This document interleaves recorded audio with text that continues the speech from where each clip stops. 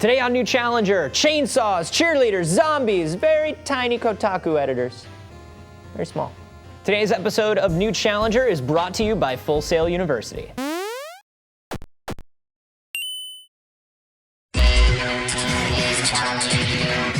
Welcome to the show. I am Anthony, and oh man, you guys, did you see? Lollipop Chainsaw came out this week. I am a huge Suda51 fan, so I've been excited for this one for a while. I reviewed it yesterday, and I definitely came away pretty happy, though the game was not without its hiccups. I'll put a link to the review down below. Kotaku coordinating editor Tina Amini also reviewed the game and had some issues with it as well. Thank you for joining me, Tina. My pleasure. Thank you for having me. So let's start off here. Just talking about straight gameplay, I felt like this was the most solidly paced game that Suda's ever done. Yeah, I think it was also the game's strongest suit was the gameplay, which is surprising for a Suda game, because that's not the immediate thing you would expect. Yeah, usually you're like, wow, that was weird and quirky, and I guess it kind of worked. And I mean, the gameplay in this one did work for the most part. There were still some like very glitchy sort of things. I had some trouble kind of sometimes triggering those quick time event areas. Like I would run up to a window and it'd be like push B to jump, and I'd be like, well, that didn't happen. Yeah, it's pretty hard on you if you can't get the quick time event just on the moment that it's supposed to be. But it's not so annoying because it doesn't happen too often, so it's kind of excusable in the long scheme of things. Yeah, so let's talk about just kind of the quirkiness and the Suda-ness of it. This is obviously very influenced by kind of Buffy the Vampire Slayer, very influenced by kind of Machine Girl and some anime stuff. How did you feel about the sense of humor? How did it go over for you? You know, it was kind of hit or miss. Like occasionally I would think it was funny, and especially because I know Suda's style and I know Grasshopper Manufacturer's style. It's supposed to be quirky, it's supposed to be random, it's supposed to be very inappropriate.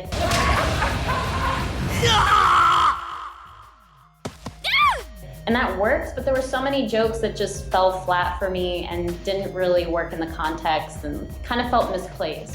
Yeah, it had this weird thing where I felt like either they couldn't decide whether it was supposed to be a tongue-in-cheek parody of an exploitation thing or whether it really was an exploitation thing.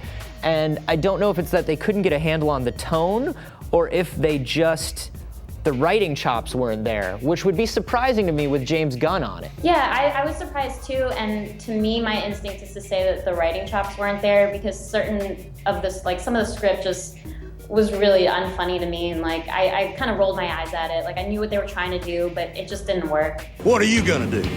Throw magic stars at chupacabras with your tongue? Maybe, Dad.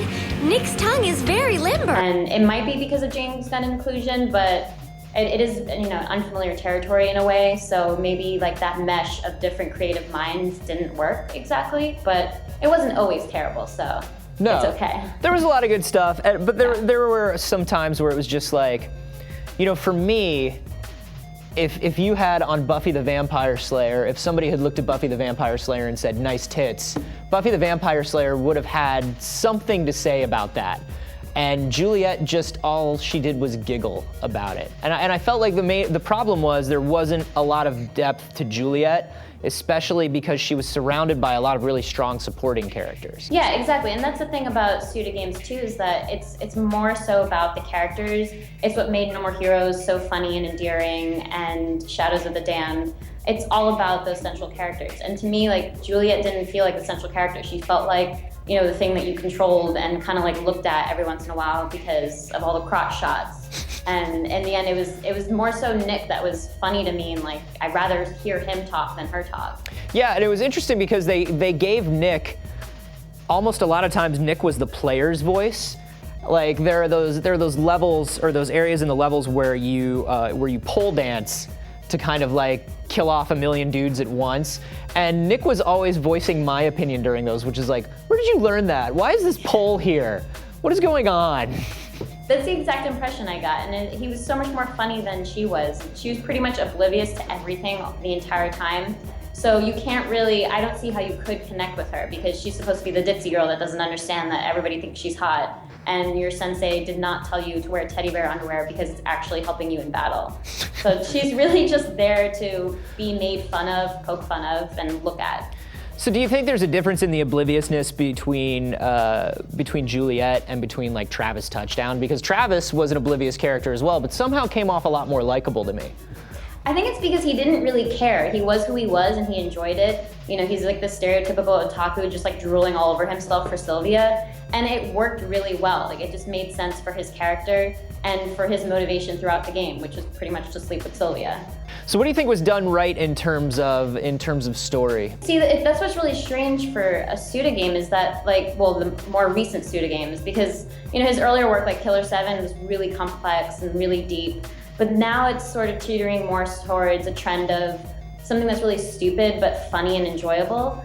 So there's not really, like, there is a storyline there if you want to dig it up and really follow it, but it's more so about the characters that you meet and the bosses that you fight. Malicious lords, I invoke your dark forces in declaring myself god of this realm. As the pawn is present, may your ritual commence, and may the dark purveyors appear!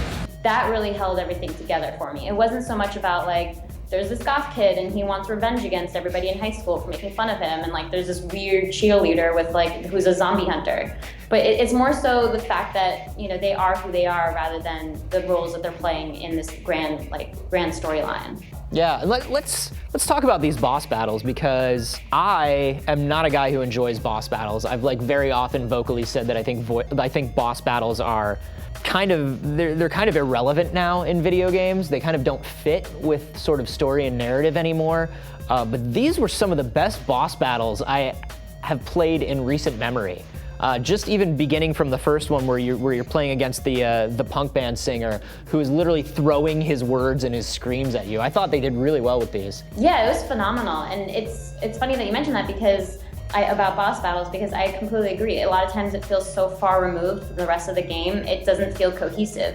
But what Lollipop Chainsaw ended up becoming was a game about its boss battles. Like I went through each of the zones just to get to the boss battle. Like what crazy other concoction are they cooking up for the next one? Yeah, absolutely. That was definitely a big motivator for me as well. So when we come back, we're gonna have our final thoughts on Lollipop Chainsaw. But first, you love to play video games, but have you ever thought of creating them yourself? Well, whether you're interested in programming, art and animation, story creation, or even producing games, there's a game degree program at Full Sail University to fit your needs. If you're looking for an online program, Full Sail's Game Art and Game Design bachelor's degree programs utilize Full Sail's immersive education platform. They give you the ability to earn your degree from anywhere in the world. Full Sail grads have worked on such titles as Red Dead Redemption, the Call of Duty series, Madden NFL 11, and more. Some small titles, maybe you heard of them. Full Sail's campus is equipped with professional level game studios and labs where you can work with teams of your peers to create a playable game from start to finish, and all Full Sail students receive a laptop preloaded with game industry software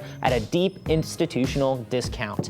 Full Sail University also offers a variety of campus and online degrees in fields related to the entertainment and media industry. So if you're into art and design, filmmaking, recording arts, entertainment business, and many more, they probably have a program for you. Visit fullsail.edu/challenger to learn more. Start making video games. Be the next Suda. Let's do it, man. Let's talk about our final thoughts on this. You know, like every Suda game, I think this was a mixed bag, but I think he's getting closer and closer to sort of making his vision work. You know, when I played this game, I really enjoyed it, and I kept having flashbacks to No More Heroes, and to anybody who played the game, we've been talking about No More Heroes, and it makes me want to play No More Heroes more. And I think that it was a more successful game, but I think that Lollipop Chainsaw still has its strong suits, being mainly the boss battles and some of the humor, and the combat for sure. So it seems to be stretching in areas where it hadn't before and expanding and growing, but kind of lagging behind in others. So, I mean, I'm sure with practice, the fortunate thing about sequels and practice in game development is that you just get better and better. Yeah, absolutely. I think in terms of gameplay, because when I think about No More Heroes, I think about the broken areas where you're driving on that giant cruddy motorcycle, and I think about a lot of those mini games that were just built to be mini games, and I think he's kind of figured out that he needed to kind of curb some of his instincts to make a game that just feels better for a player. But you're right, I do think we're missing some of that weirdness and oddness that kind of made early Suda stuff just Suda stuff, you know? Overall, would you say this is a buy it? This is a game that you would play? Well, it depends really. I mean, for some people, I might say rent it because it's kind of a short game. There's only a few zones that you go through, and you could sit down and play it in a day if you're that kind of a gamer. But it really depends on what you're looking for. If you like Suda style and you want to see something a little quirky and different, I'd say definitely play it. But if you're turned off by the fact that it's a short game and that the main draw is the boss and the combat, which you should not be turned off by for that, then maybe you don't want to. But if you like games that I like, and if you have similar tastes as I do, then most likely, yeah, definitely you should. Yeah.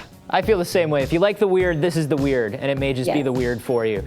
Tina, thank you for coming in. She's a coordinating editor for Kotaku, so be sure to head over there and check out her Lollipop Chainsaw review. I will be back next week with Quantum Conundrum, so be sure to subscribe here to Rev3 Games so you do not miss it. There are no cheerleaders in Quantum Conundrum, Unfortunately. or rockabillys, I think, but there are more teddy bears. Teddy bears work, but I could do with some breakdancing zombies. There you go.